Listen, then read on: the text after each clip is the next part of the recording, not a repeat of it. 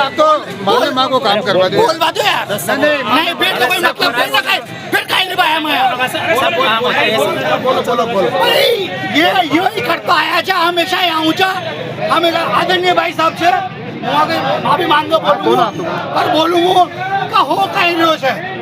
आज हमारी तबीयत खराब थी एक छोटी सी बात बोलूँ वो तबीयत खराब थी वो अधिकारी मोदी के पास मेरे कागज ले गयो सब दिखाया मैं ड्यूटी से न हटाए हो गयो और हमारे साथ ही नहीं कई लोगों के साथ ये हो रही है तो ये लाइन से कहीं खड़ी रही है मैं ये पूछना चाहूँ जो आप लोग अधिकारियों की तानाशाही नहीं चलेगी, नहीं चलेगी, अधिकारियों की तानाशाही नहीं चलेगी, ऐसा कहीं खड़ी हुआ तो मर और ले आवा और शिक्षक आ जाओगे। लेकिन भाई साहब आप ही बताओ आदरणीय ईश्वर जी खड़े आज जाना बहुत संघर्ष करीजिए नहीं चलेगी, नहीं चलेगी, नहीं चलेगी, नहीं चलेगी।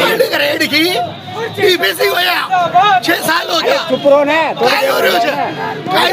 ये आपके सवाल इनसे मत करो, सरकार से करो। मैं तो आपके थ्रू करूंगा ना। मैं तो संघर्ष राकेश की सभी मांगे जायज है। राकेश की सभी मांगों पे हम अधिकारियों से मिलेंगे और इनका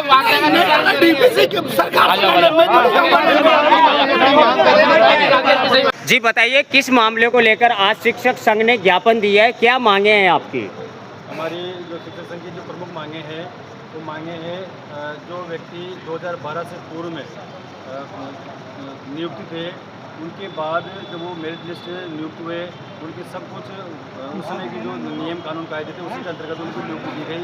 लेकिन अभी 2012 से पूर्व के कर्मचारियों को शिक्षकों को टेट नाम की परीक्षा पास करनी अनिवार्य कर दी गई जो कि ये न्यायपूर्ण नहीं है क्योंकि अब उम्र के अंतिम पड़ाव पर व्यक्ति परीक्षा पास करने में योग्य नहीं है। वो पढ़ाई करेगा या विद्यालय में पढ़ाएगा या उसकी पेंशन की तैयारी करेगा।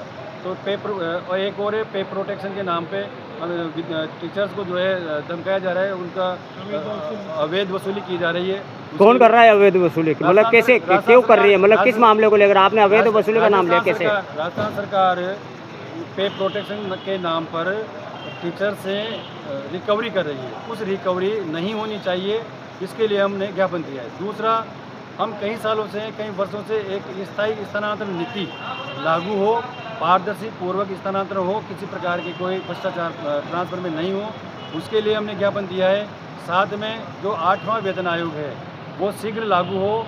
इस प्रकार से कई सारी बातें जो कि गैर शैक्षणिक कार्य भी हैं। अभी सारे शिक्षक 1 जुलाई से जो विद्यालय खुलने वाले हैं, 29 जून से विद्यालय खुलने वाले हैं, उनमें जाते से ही फिर वापस उनको गैर शैक्षणिक कार्यों में झोंक दिया जाता है और विद्यालयों का जो शैक्षणिक वातावरण है वो प्रभावित होता है।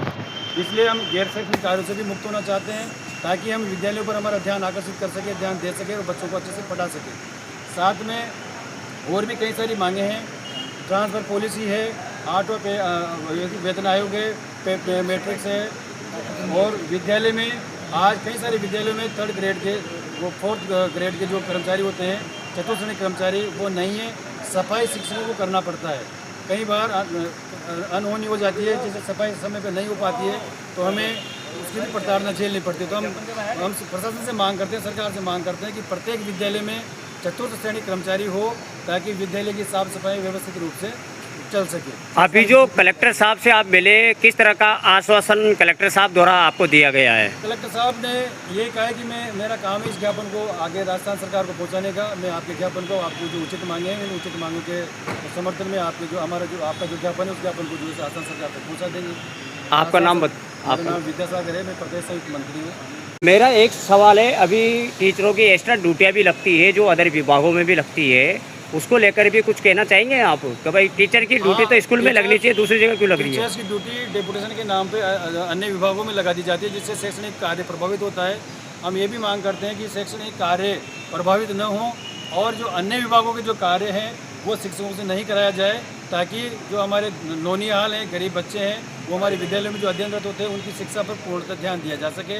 कई सारे शिक्षक ऐसे हैं जिनकी प्रतिनियुक्ति अन्य विभागों में कर दी जाती है और वो वर्षों पर्यंत भी विद्यालय में नहीं पहुंचते, जिससे विद्यालय में शैक्षणिक कार्य प्रभावित होता है। लेकिन सुनने में आया कि अभी नीट के लिए आप लोगों की ड्यूटियाँ लगाए, उसमें सरकार ने आपको पैसा भी दिया है, NTA ने। अभी छुट्टियाँ थी, नीट और जो जितनी भी परीक्षाएं हैं, परीक्षाएं करवाना हमारा कर्म है, हमारा कर्तव्य है, हम उसको बेहतर करवाते हैं।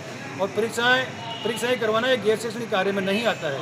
गैर शैक्षणिक कार्य में अन्य कार्य हैं जो अन्य विभागों के काम हैं, वो गैर शैक्षणिक कार्य में आते हैं। परीक्षा संबंधी काम हमारे शिक्षा विभाग का है और हमारा दायित्व है, हम उसको पूर्ण निष्ठा के नहीं, लेकिन अभी जो नीट के एग्जाम हुए थे, मई में भी हुए थे, अभी जून में भी हुए थे, इसीलिए आपको जो NTA द्वारा कितनी राशि दी गई है टीचर्स को? उसमें सभी को मानदेय के रूप में जो भी पैसा राजस्थान सरकार NTA निर्धारित करती है उसके अनुरूप पैसा मिल जाता है।